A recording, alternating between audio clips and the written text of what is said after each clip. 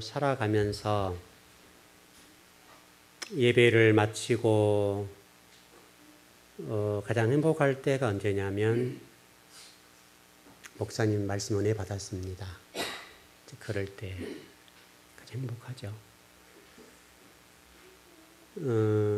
어떤 성도들이 말씀에 대한 어떤 깨달음과 또 그 말씀을 살아가겠다는 결단과 또 어떤 인생의 답을 찾고 예배당을 빠져나갈 때 가장 행복하죠. 그런데 한번 우리 좀 생각을 한번 해보자고요. 목사님 은혜 받았습니다 라는 말이 과연 잘된 말일까? 좀 출발이 어떻게 이해할지 모르겠습니다. 은혜를 받았습니다 라는 말은 좋은 말인데 그런 은혜를 받았단 말이 우리 성경적으로 맞는가? 이거를 질문을 드린 거죠. 은혜를 받았습니다. 한 번도 여러분 생각해 본 적이 없죠? 해보셨나요? 은혜를 받았습니다 라고 하는 것에 관해서 고민을 해보자 이거죠. 이렇게 이제 고백하는 말의 의미를 우리 알고 있죠? 알고 있습니다. 그런데 고백을 하는 이 부분에 관해서 우리 신앙이 드러나 있죠. 무슨 얘기냐면 목사님 은혜 받았습니다 라고 하는 것에 초점이 누구에게 모아져 있어요? 예, 질문 이제 이해되셨나요? 누구에게 지금 모아진 거예요? 바로 본인에게 모아져 있지요.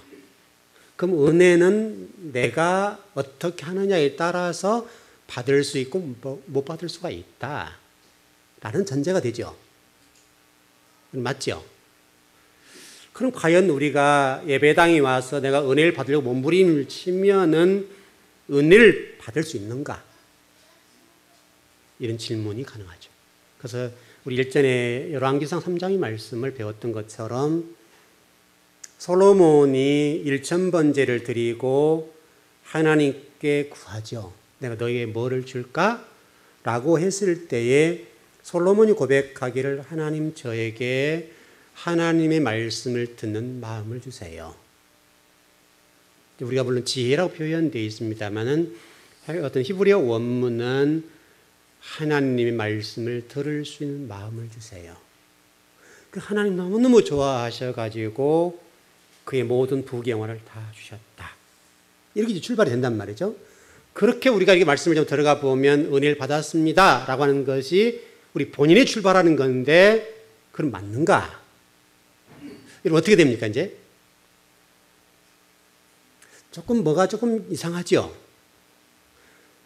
하나님 말씀을 들을 수 있는 마음을 주세요 라고 하는 것의 출발이 지금 누구에게 있어요? 하나님께 있죠. 하나님이 저에게 여러분에게 말씀을 들을 수 있는 마음을 주실 때에 말씀을 들을 수 있는 마음이 열린다. 내가 몸부림을 치고 내가 이렇게 저렇게 하면 물론 자세와 태도가 필요한 부분이 분명히 있지만은 그러나 근본적으로 정리했을 때에 은혜를 받았다라고 하는 이 부분이 과연 맞는가? 그럼 받았다는 전제가 본인이니까 본인에 따라서 은혜를 받고 못 받고 결정되는 거죠. 그럼 주인이 누구예요? 나지요. 나.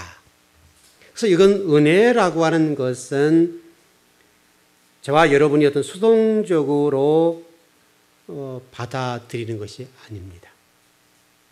은혜라고 하는 것은 내가 받으려고 몸부림친다고 해서 받는 것이 아니라 하나님이 입혀주셔야 됩니다. 하나님이 덧입혀 주신다. 우리 예수 그리스도로 덧입었다. 똑같은 말입니다.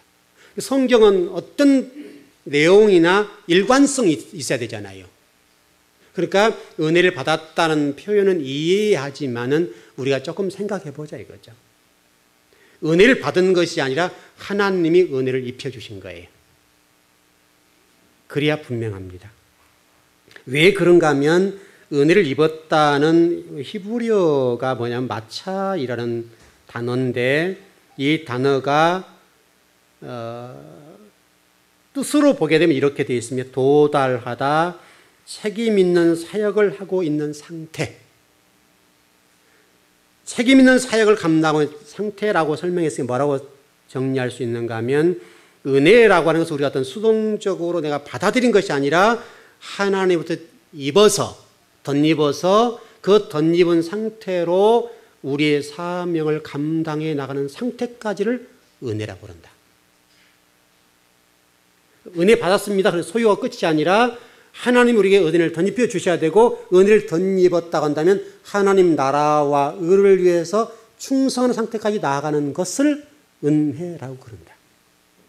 어떤 히브리 원문은 그렇게 되어 있습니다. 국어 사전을 제가 좀 찾아보니까요. 은혜를 이렇게 설명해 놓았습니다. 은혜란 고맙게 베풀어주는 신세나 혜택이다.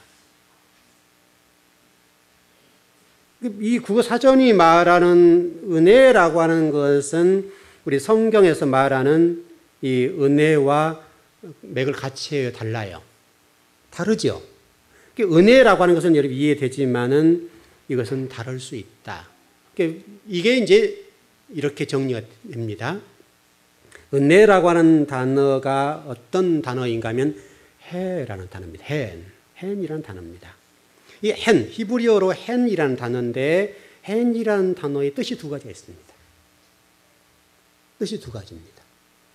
그 하나는 하나님의 마음이 없는 상태의 은혜, 헨 이런 뜻인데 이것은 어떻게 발전하는가 하면 매력, 그 다음에 우아함, 탐욕 이런 뜻을 가지고 있습니다. 그래서 우리가 어떤 아가씨들에게 좀 몸매가 예쁜 아가씨들 매력 있다, 예쁘다, 우아하다 이렇게 발전을 다시 설명하면 하나님의 은혜가 없는 상태, 이 상태를 설명하는 다시 설명하는 이것은 죄가 안으로 간직된 상태다. 그렇게 되어 있습니다. 뜻이.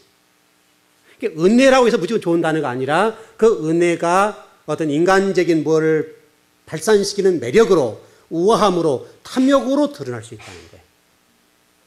또 하나의 은혜라고 하는 이 뜻은 무엇인가 하면 하나님의 마음을 가지고 있는 상태를 설명하는데 완전한 완성된 진리로서 생명 안으로 간직하는 상태.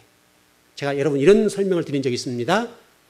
마태복음 13장에 씨 뿌리는 비유를 설명을 드릴 때에 이런 설명을 드렸습니다. 우리 일반적으로 공부를 할 때 어떻게 배웠는가 하면 사람에게는 네 가지 마음이 있다.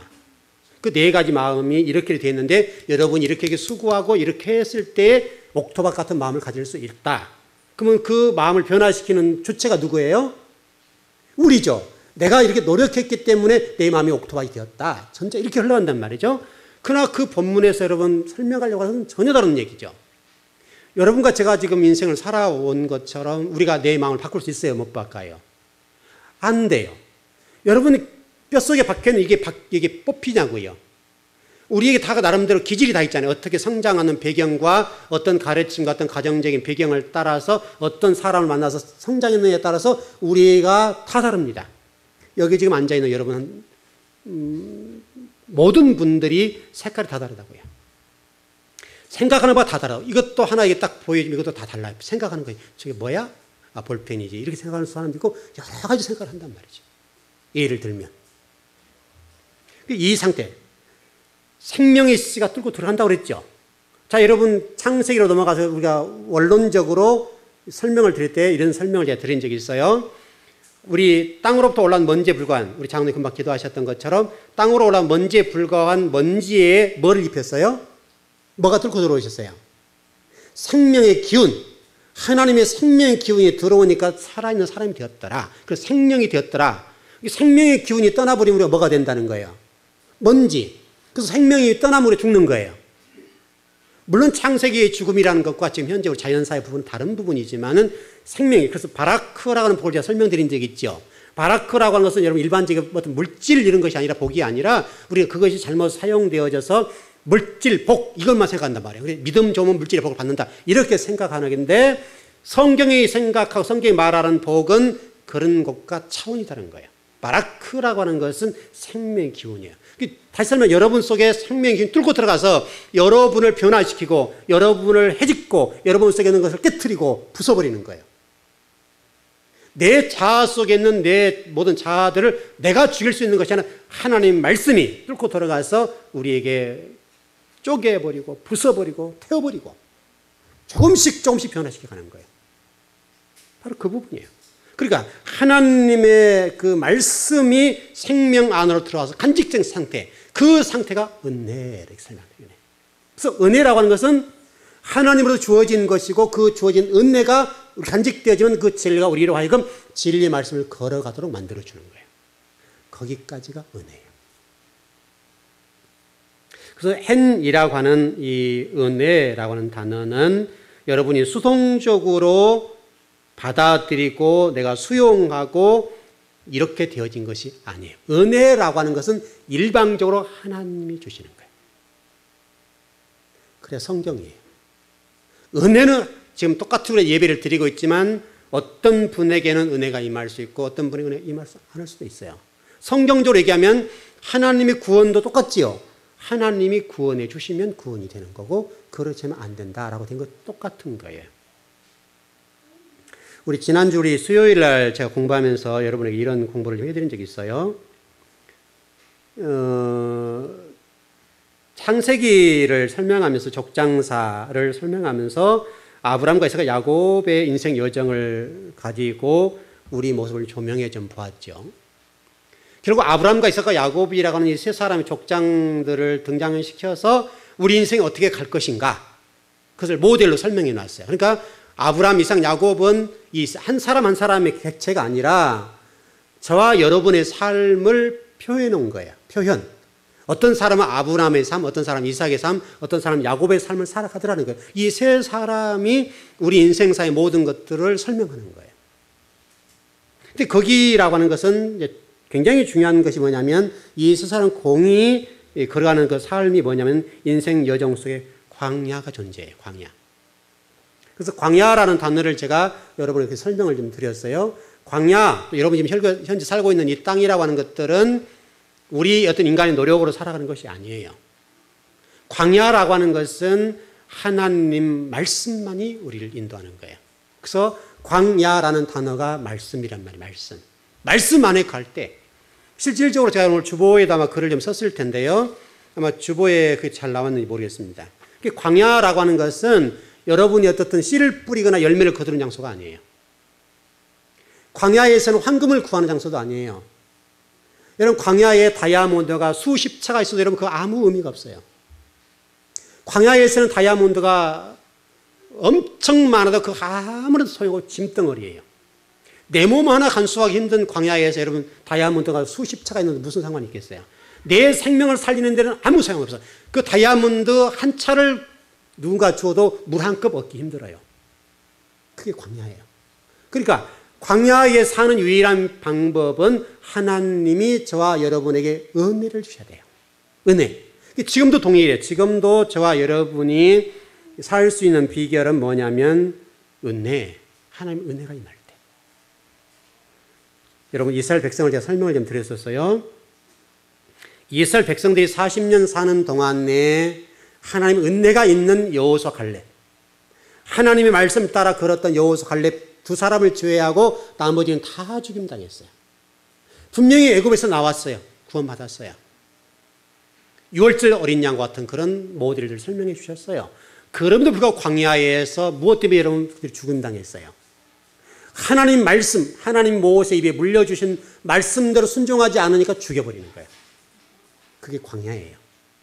여러분 지금도 똑같아요. 여러분이 세상 속에 나가 사시는데 여러분 방법대로 살아보면요 될 것처럼 보이죠. 근데 놀랍게 안 돼요.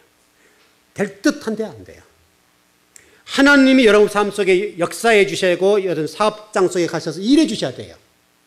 그분이 어떻게 하느냐 문제지 여러분이 노력하고 수고하는 것은 필요하지만은 그렇다 하더라도 하나님이 여러분의 복을 주지 아니하시면 복을 받을 수가 없어요.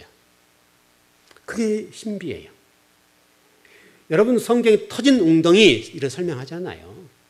위에다가 아무리 여러분 채워도 밑에 뚫리면 전대, 뚫린 전대가 되어서 새어나가요. 그러니까 이게 아무리 담아도 안 되는 거예요, 이게. 바로 이 부분 막아주셔야 돼요. 나가는 걸 막아주실 때에 여러분 이 땅에서 복을 받는 거예요. 여러분 사업 해보시면 아시죠? 사업을 해보시면 아시고 직장 생활 해보시면 알고 또 여러분 가정에 물질을 아마 모아가는 과정 속에 여러분들 체험하는 걸 거예요. 아무리 여러분의 은행에 저축하고 또 통장에 또 돈을 집어넣어도 사건이 일어나는데 어떻게 할 거예요? 사건이 벌어지는데 어떻게 할 거예요? 다 새어나가는 거예요. 그러니까 저와 여러분이 그것을 절대로 잊으면 안 돼요. 여러분 직장 생활 하나님 복 주지 아니하시면 좀 표현이 어쩔지 모르게 잘려요. 하나님이 은혜를 주시면 이게 더디고 어찌 할지 모르지만 이게 올라가는 거예요. 그리고 그 속에서 빛을 드러내고 그 속에서 유능한 자로 하나님이 해주시는 거예요. 하나님이 상사들이 잘 보이게 만들고 그 모든 것들을 하는 것은 하나님이에요.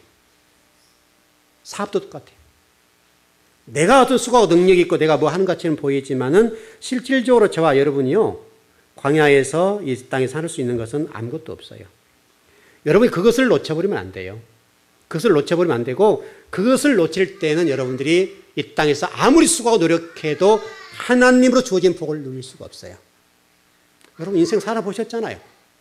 여러분 부자로 살고 싶은 사람, 부자로 살기 싫은 사람이 있어요, 없어요? 한 사람도 없어요.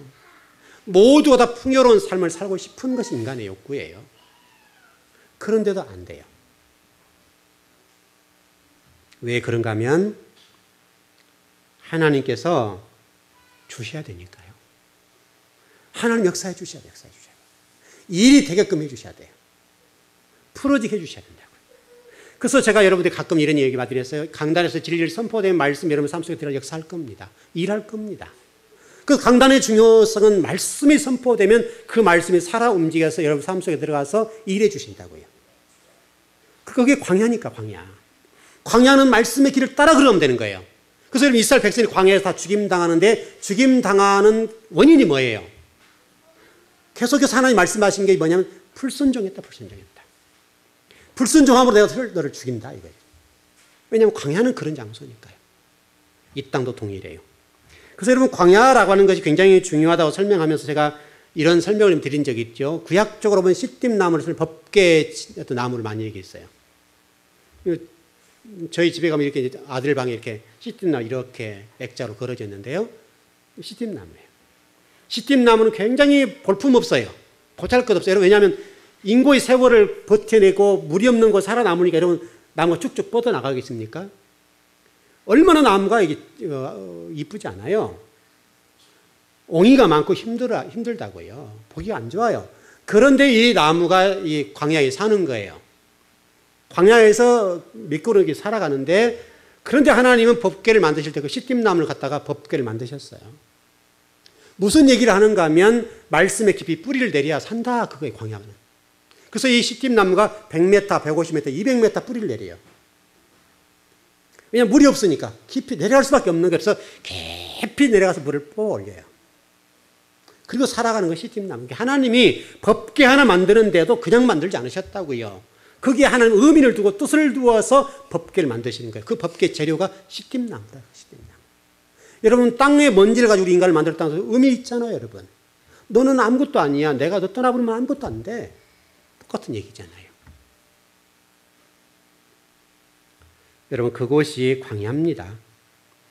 여러분이 살아가는 장소는 바로 그와 똑같습니다.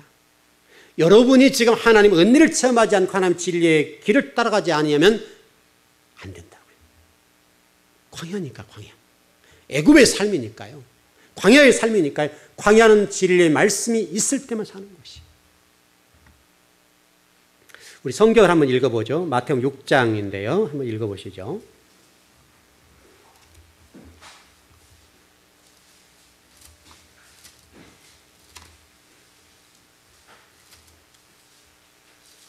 여러분 늘 잘 하신 말씀이죠.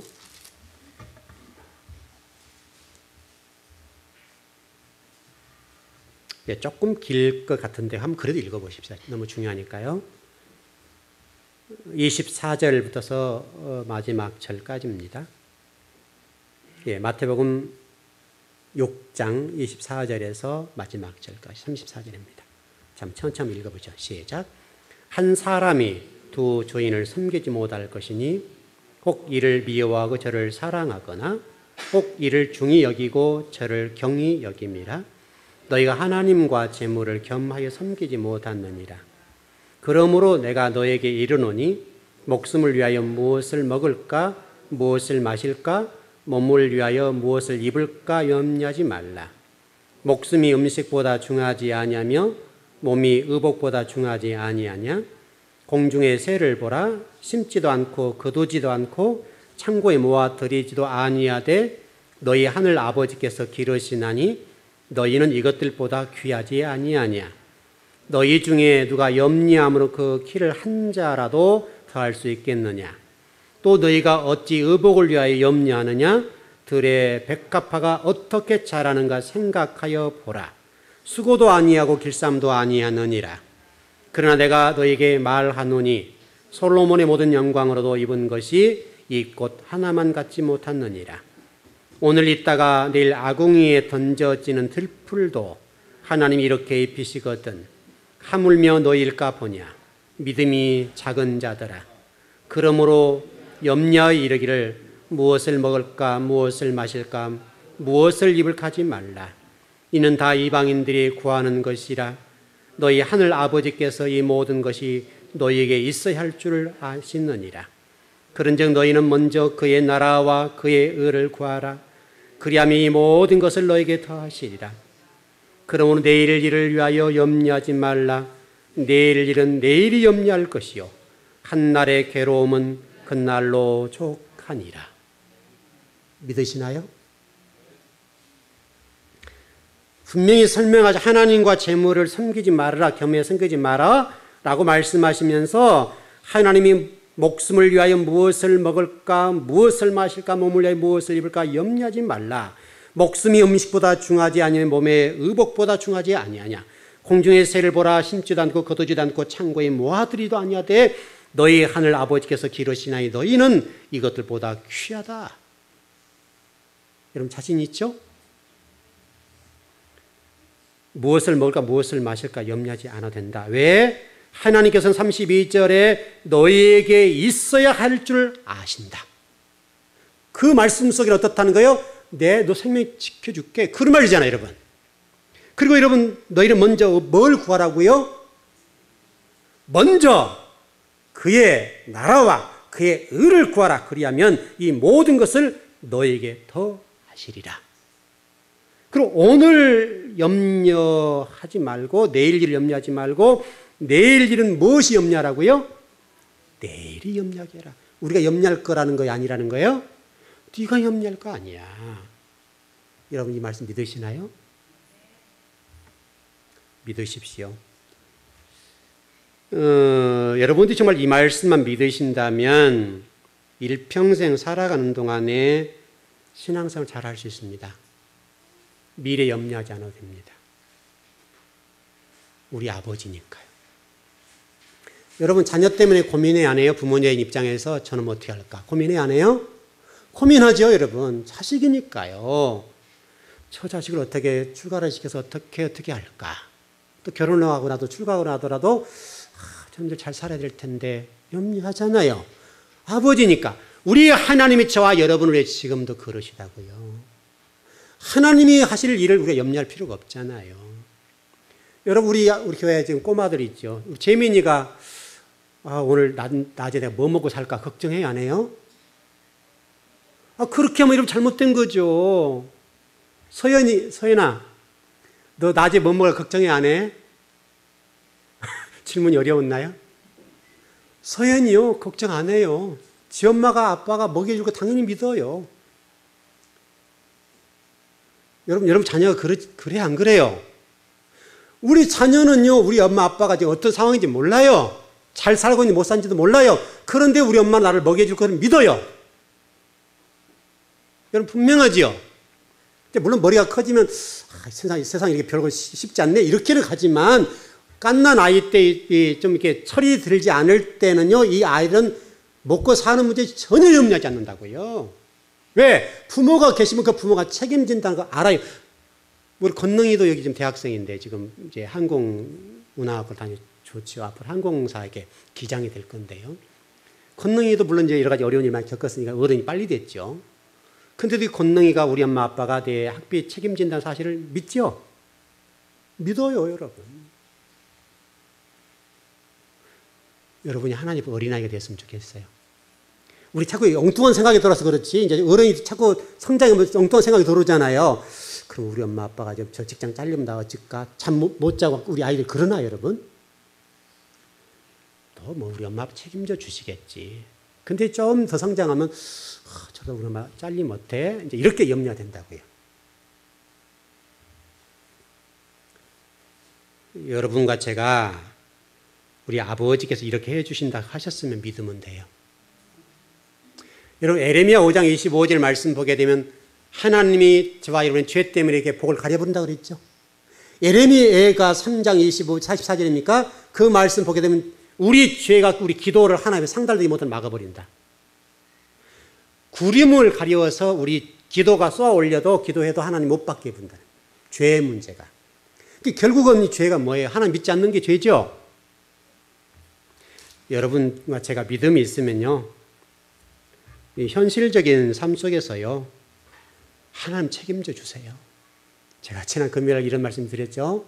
제가 목사로 지금 이게 어떤 그 사역자로 살아온 기간이 이렇게 저도 셈을 해보니까요, 하여튼 꽤 많이 됐어요. 꽤 거의 30년 가까이. 30년 가까이 하나님이 주신 물질을 가지고 살아왔어요. 제 미래에 아무것도 없어요. 가진 게 없다고요. 그럼에도 불구하고 지금까지 잘 살아왔어요. 2딸 아들 하나, 대학원 보내고 또 이제 마무리 하나 할 아이가 남았어요. 신학생이니까. 이제 신대원 보내고 유학까지 보낼 거란 말이죠. 근데 저는 그 염려해 본 적 없어요. 하나님이 이 아들 좋은 목회자라는 사람 키우려고 그러니까 히브리대 좀 보내서 한국에 좋은 신학자나 목회자를 만들어 보자. 저게 큰 꿈이에요. 그러면 제 삶이 좀 결혼시켜서 신대원 보내고 또 유학 보내면 신학을 하고 최소한도 이 히브리대 가서 공부하려고 히브리어를 알고 공부하려면 몇 년 걸리겠어요?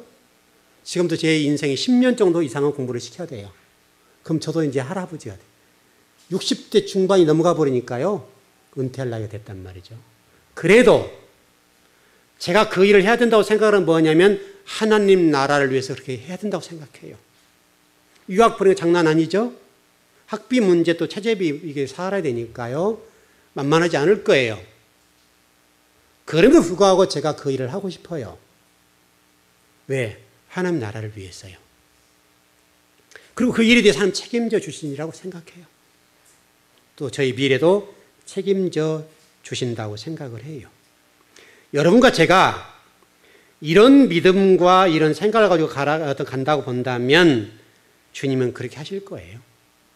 여러분 인생 미래도 마찬가지일 거예요. 우리 어떤 방향으로 어떤 생각을 가지고 사느냐가 중요한 문제지, 제가 지금 30년 동안 목회자로 살아오고 또 어떤 하나님 나라를 위해서 일해 왔는데 한 번도 굶어 본 적 없어요. 돈 때문에 고생도 하고 또 밤잠 못 잘 때도 있었지만은 또 돈 때문에 턱이 어떤 숨에 찰 정도로 어려웠던 일이 많지만은 그러나 굶어 보지는 않았어요. 언제나 채워주셨어요. 제가 지금 30년 가까이 목회자를 살아오는 동안에 한 번도 쌀이 없어서 굶어 본 적 없어요. 왜? 하나님 책임져 주세요. 하나님 지금까지 저희 자식들 여기까지 30살 먹도록 성장시켜 주셨고 이제는 저희들 밥벌이 달 나이가 됐잖아요. 저도 목회자 여기까지 살아왔어요. 여러분도 똑같을 겁니다. 그것이 신앙생활이고, 또 우리가 지금 이 요한계시록을 통해서 보호자를 통해서 설명했던 것처럼 24장로와 내 생물, 피조물의 대표와 하나님의 사람의 대표자를 통해서 하나님께서는 보호자에 앉으셔서 영광받기를 원하시고 그들의 경배를 받으신 분이라고요. 이렇게 설명을 드렸습니다. 우리가 이런 정도로 신앙생활을 하려고 한다면 우리가 신앙생활을 이렇게 해야 돼요. 조금 표현이 어려울지 모르겠습니다만은 여러분 이해를 좀 잘 하셨으면 좋겠어요. 안다라고 하는 히브리어 단어가 야다라는 단어입니다. 부부가 동침하다 이런 뜻인데요. 안다라고 하는 말은 객관적인 것과 주관적인 것이 있어요. 이제 믿음으로 정리를 좀 내려보려고 그러는데요. 우리 믿음에는 객관적인 믿음이 있고 주관적인 믿음이 있어요. 좀 신학적인 용어여서 좀 쉽지는 않습니다만 객관적이란 말은 예수 그리스도를 모두가 다 믿는 것. 이걸 객관적 믿음이라고 그래요. 그래서 예수님이 저와 여러분 십자가에 돌아가셨다. 그것을 받아들이는 거, 믿는 거예요. 물론 그것도 하나님 주셔야 되는 것이지만은 어떻든 우리 믿고 있다. 우리 모두가 다 똑같죠. 객관적인 믿음이에요. 근데 이 객관적인 믿음이 은혜의 삶으로 드러나는 것은 주관적인 믿음과 고백이 필요해요. 그 객관적인 믿음을 진리의 말씀을 나를 갈고 닦고 내 부족한 부분을 잘라내는 이런 작업들, 쳐내는 작업들, 이런 작업들을 통해서 내 삶의 목표점이 내 지향적이고 내 어떤 뭔가를 이루려고 하는 목적이 아니라 하나님 나라와 하나님의 영광을 위해서 진리를 진리로 증가하는 어떤 그런 삶을 살아가는 쪽으로 내 인생을 몰아가는 것. 그리고 그것이 전혀 당연하고 전혀 이상하지 않은 상태까지 끌고 가는 것. 그것을 주관적인 믿음이라고 그래요. 그러니까 객관적인 믿음을 객관적이라는 모든 사람이 공히 인정하는 거잖아요. 근데 그것을 주관적인 내 신앙 고백으로 들여지는 상태, 이 상태까지 끌고 가셔야 돼요. 이것이 여러분 우리 믿음 생활이에요. 이 정도 된다고 하는 것은 결코 쉽지가 않아요. 어려운 거예요. 그래서 이런 과정 속에서 이제 우리 신앙 형태가 달라지게 되는데 이 과정 속에 긍정적인 믿음으로 갈 것이냐 부정적인 믿음으로 갈 것이냐가 갈라져요. 광야에서 긍정적인 믿음으로 드러난 사람은 누굽니까? 여호수아 갈렙. 다시 한번 모세의 입에 물려주시는 대로 여호수아 갈렙은 따라가요. 여러분 여호수아가 40년 동안 모세에 대해서 한 번 대항해 본 적이 있어요? 없어요? 한 번도 대항해 본 적 없어요. 그럼 모세의 삶이 다 100% 옳았습니까? 그러잖아요. 그럼에도 불구하고 여호수아는 모세가 자기 스승이기 때문에 신앙적으로 아버지와 같은 사람이기 때문에 모세가 하는 것에 무조건 받아주고 가는 거예요. 이 여호수아예요. 그 나머지 사람은 부정적인 믿음이에요. 모세를 통해서 말씀하신 그 입에 주신 말씀을 대언한 것에 관해서 이스라엘 백성들은 부정적인 믿음을 가졌다고요. 그래서 이런 설명하죠. 네가 나 죽이려고 애굽에 끌고 나왔지. 구원해서 하나님 백성이 되고 구원받아 영원히 사는 복을 주었음에 불구하고 애굽에서 살았던 그 의식주 문제, 먹고 사는 이 문제에 매달려가지고 왜 나를 끄집어내서 이것을 죽이려고 그래? 이러잖아요. 부정적인 믿음. 그러니까 객관화된 믿음을 부정적인 믿음을 끌고 가는 상태예요. 그게 이스라엘 백성들이에요. 그래서 여호수아 갈렙은 그것을 긍정화시킨 주관적인 믿음으로 발전시켜 나갔기 때문에 가나안 땅 들어갔어요. 저와 여러분의 신앙이 어떻게 흘러가야 될까 설명하는 건데 바로 객관적인 믿음을 가지고 진리 말씀을 따라서 그 진리 말씀 요구한 대로 가는 것, 긍정적인 어떤 주관적인 믿음으로 발전시켜 나가야 가나안 땅 들어간다고요. 그걸 설명하는 거예요, 여러분. 그래서 긍정적인 믿음을 갖는다고 하는 것이 굉장하게 중요해요. 자, 여러분 오늘 본문으로 한번 들어가 보죠. 시간이 별로 남지는 않았는데요. 오늘 본문에 쭉 좀 들어가 보면 오늘 본문의 핵심적으로 공부할 내용이 보호자에 관한 부분이에요. 보호자. 그거를 좀 공부하고 마무리 짓겠습니다. 여러분 어떤 신앙과 사고 구조 속에 하나님 보호자라고 하는 생각이 딱 하면 어떻게 됩니까? 첫 번째 이미지가 어떤 이미지가 떠오릅니까? 하나님 보호자, 의자죠, 의자. 보호자는 의자 얘기죠. 하나님의 보호자, 의자가 어떻게 생겼을 것 같아요, 여러분? 상상이 되시죠? 분명하게 어떤 우리나라 왕들이 앉아있는 어떤 의자보다 훨씬 좋을 거다. 이건 분명히 떠오르죠. 그렇게 갈 겁니다. 근데 여러분 이것이 성경을 좀 공부해 보면서 생각하는 게 뭐냐면 잘못된 구조가 된 거예요. 땅 지향적인, 인간적인 지향적인 사고 속에서 하나님의 보호자를 딱 생각하니까 떠오르는 게 뭐죠? 대통령이 앉아있는 그 우리나라 보호자, 어떤 봉황이 탁 그려져 있는 의자에 탁 앉아있다. 그보다 훨씬 좋을 거다. 이런 생각이 딱 떠오른단 말이죠. 여러분 그게 맞을까요? 여러분 맞습니까? 한 번도 우리가 고민해 본 적 없는 내용들인데요. 그러니까 여러분 히브리서 이런 말씀이 있죠. 너 누구에게 배웠어? 네가 누구에게 배웠기에 네가 선생이 돼야 되는데 너 지금도 전병 빨고 있어.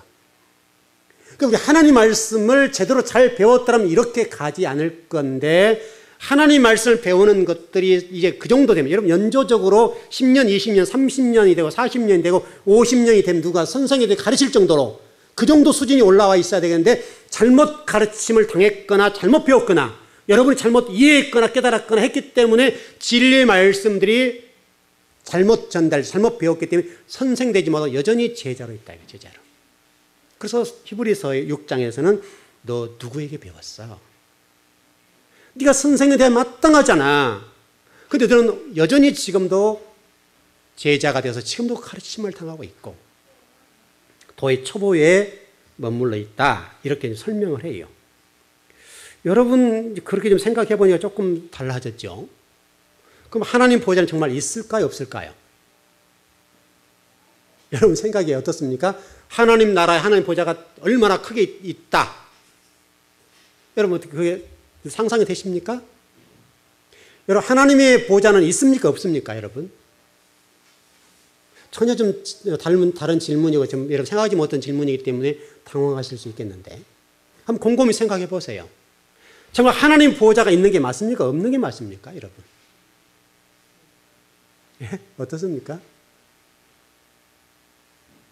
답은 없습니다. 하나님 영이시죠. 이렇게 어떤 형체를 가지셨습니까? 맞아요? 틀려요? 하나님이 이렇게 우리 여러분 보여지는 이런 형상을 가지고 있습니까?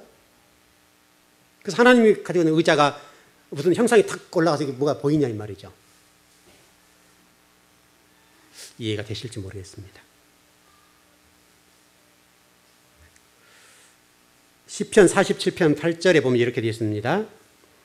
하나님 백성을 다스리시며 하나님이 그의 거룩한 보좌에 앉으셨도다. 이렇게 됐고요.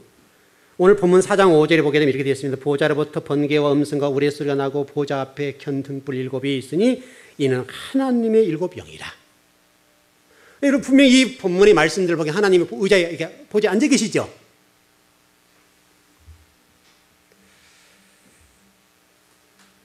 아마 여러분들은 이제 이렇게 생각하겠죠. 그러니까 뭐 한 번도 생각해 본 적이 없으니까 이런 부분에 관해서 우리가 좀 고민을 안 해봤죠. 좀 시간이 없으니 좀 넘어가 보죠. 일단 조금 넘어가서 잠깐 성경을 찾아보시죠. 요한계시록 13장 2절 한번 보시죠.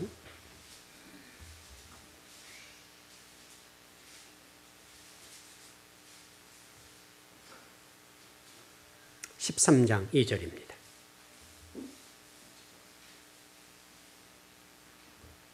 네, 다시 하셨나요? 네, 시작. 내가 본 짐승은 표범과 비슷하고 그 발은 곰의 발 같고 그의 사자의 입 같은데 용이 자기의 능력과 보좌와 큰 권세를 그에게 주었더라. 16절 10절입니다. 16장 10절입니다.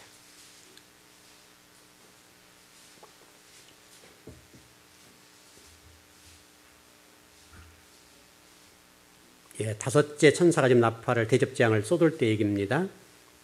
16장 10절입니다. 예, 시작. 또 다섯째 천사가 그 대접을 짐승의 왕자에 쏟으니 그 나라가 곧 어두워지며 사람들이 아파서 자기 혀를 깨물고. 자, 정리가 하면 이렇게 됩니다. 하나님 보좌가 있고요. 4장 5절 하나님 보좌가 있죠.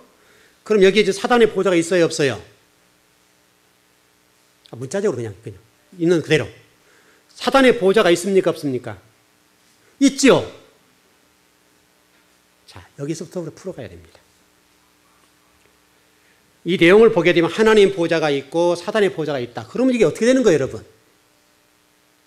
사단이 지금 앉아있는 보좌가 크게 있다 이 말이죠, 지금. 그러면 지금 사도 요한을 통해서 말씀하시려고 하나님 보좌가 있고 지금 사단의 보좌가 있어서 두 싸운다. 이런 논리입니까, 여러분? 사단의 보좌에 큰 게 있어서 하나님과 견주고 있다. 이런 얘기입니까, 여러분?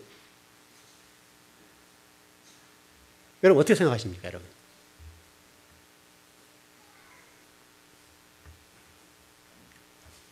그래서 우리가 성경을 잘 이해해야 됩니다.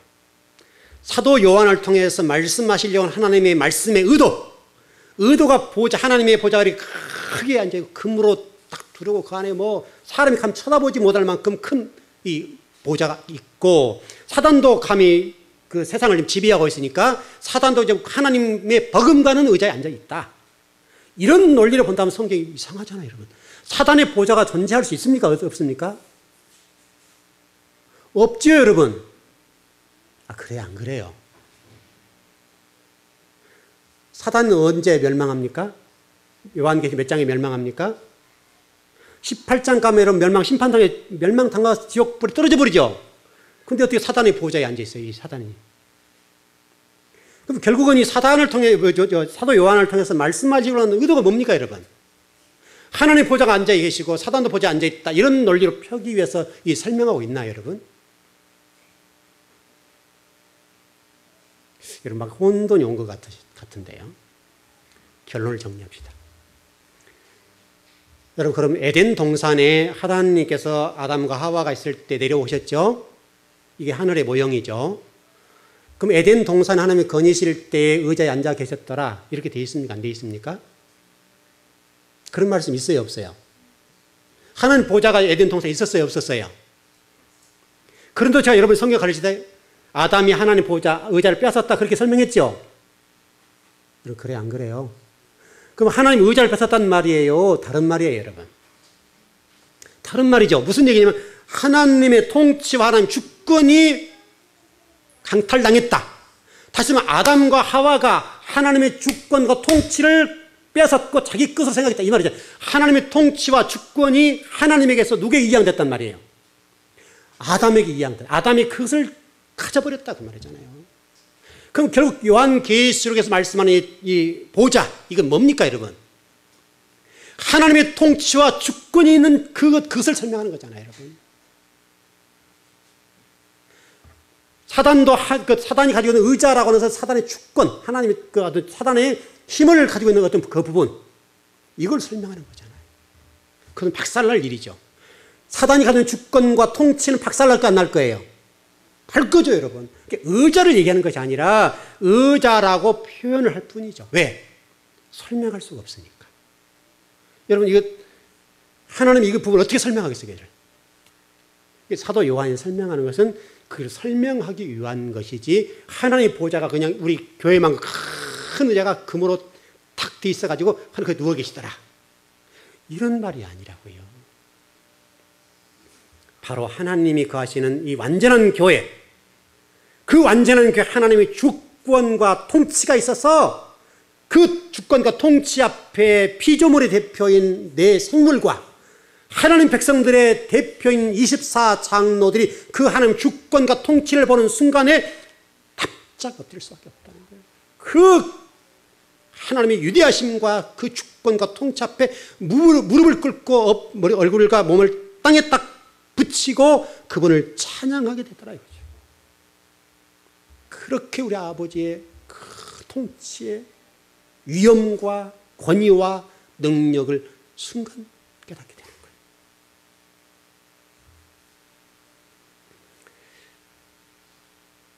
좀 정리가 좀 되시는지 모르겠습니다.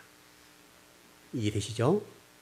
보좌라고 하는 것을 문자로 풀지 마시고 하나님의 주권과 통치가 피조물의 대표인 네 생물과 하나님 백성들의 대표인 24장로들을 움직이지 못할 만큼 위엄하고 권위가 있으시고 그 하나님 주권과 능력 앞에 머리를 납작 엎드릴 수밖에 없는 그 권위가 있다라고 하는 것을 발견했다는 거예요. 지금 저와 여러분의 신앙생활이 그렇게 가야 된다는 거죠. 우리가 지금 하나님의 의자, 하나님의 주권과 통치를 내 것으로 생각하고 내 마음대로 움직이고 쓰고 있는 것이 그거다, 그 말이죠. 그래서 이게 지금 이 세상이 그 땅지향적으로 간 것이 그거잖아요, 여러분. 하나님의 의자, 하나님의 주권과 하나님의 통치가 먹히지 않는 곳. 여러분의 신앙 상태, 여러분의 마음 상태가 하나님의 말씀을 받아들이지 못하도 돼 있고 하나님의 통치와 주권이 먹히지 않는 상태가 돼 있다, 우리가 지금. 그것을 회복하는 게 뭐냐면 요한계시록 4장의 1장의 6절에서 하나님의 완전한 교회의 모습을 보여주신 거예요. 지금 이 불완전한 교회 안에서 저와 여러분의 상태는 뭐냐면 하나님의 주권과 통치가 지금 먹히지 않는 거예요. 왜? 내 자아가 내 이익을 내려놓지 않기 때문에, 진리 말씀을 순종하지 않기 때문에 그것이 안 되는 것이 교회다. 교회. 너희들 교회가 그런 게 너가 지금 그런 상태야. 네가 그런 상태로 있는 상태로는 하나님의 주권 통치가 임하지 않는다. 네가 가고 있는 네 생각이잖아. 이렇게 됐다 이 말이죠. 어차피 다 설명을 못할 것 같으니까 결론만 정리해 보시죠. 바로 예수님 당시에 여러분 청탁이 들어왔던 거 아시죠? 하나는 우리 아들 큰 놈은 이쪽, 또 작은 아들은 예수님 좌측 자리를 주세요 했던 적 있어요 없어요? 그 어머니가 하나님 나라를 이해한 것이 무엇이었습니까 여러분? 마치 지금 요즘 우리나라 그 파워게임 하죠? 보시나 여러분? 지금 대통령과 지금 여당 안에서 엄청난 파워게임 합니다. 미래 권력과 현재 권력 사이에 엄청난 파워게임을 하고 있는 것처럼 여러분 그 파워게임을 예수님 앞에서 했다 이 말이에요. 하나님 나라를 전혀 모르는 거예요. 저와 여러분이 하나님 잘 이해 못하고 있는 것처럼 하나님 나라는 하나님의 우편에 좌편에 앉는 거 아니에요. 하나님 앞에 하나님 주권과 하나님 통치를 인정하고 그분 앞에 납작 엎드리는 상태가 하나님 나라인 거예요. 이게 교회고요. 그게 완전한 교회예요. 완전한 교회. 여러분이 이 땅의 형통과 하나님의 복과 은혜를 체험할 수 있는 유일한 길이 무엇인가 하면 하나님의 납작 엎드린 거예요. 엎드린 거. 그래서 우리 교회 성도들 가운데 문제 말씀 제가 뭐라고 얘기해요? 성전에 엎드리세요. 답은 하나예요. 딱. 성전에 와서 엎드리고 예배 열심히 나오세요. 답이 거기 있어요. 여러분 그래 안 그래요? 제가 우리 성도들 가운데 어떤 문제 있는 성도들 가운데 이렇게 하시오 저렇게 하시오 얘기해서 세상적인 푸는 방법 있습니까? 한 번도 없어요. 문제가 있고 좀 심각한 문제가 있는 성도일수록 뭐라고 얘기하는 교회 기도하세요. 기도에 하나님 앞에서 납작 엎드려요. 하나님이 해결하실 거예요. 근데 해결이 됐어요 안 됐어요? 엎드리면 해결돼요. 엎드리면. 예배 잘 드리고 진리 말씀 따라가고 성전에 와서 엎드려서 기도하고 매달리고 하나님 살려주세요. 그러면 하나님이 도와주시더라고요. 그래서 제가 모든 성도의 공의에 답해 주는 게 뭐냐면 문제가 있어서 물론 대안적으로 설명해 주지만 그러나 항상 결론이 뭔가 하면 성전에 나가서 엎드리세요. 여기 이게 답이에요. 이게 엎드린 거 엎드린 거. 근데 예수님이 청탁했던 이 어머니는 하나님 나라를 이해할 때 권력으로 힘의 논리로 이렇게 이해하더라 이거예요.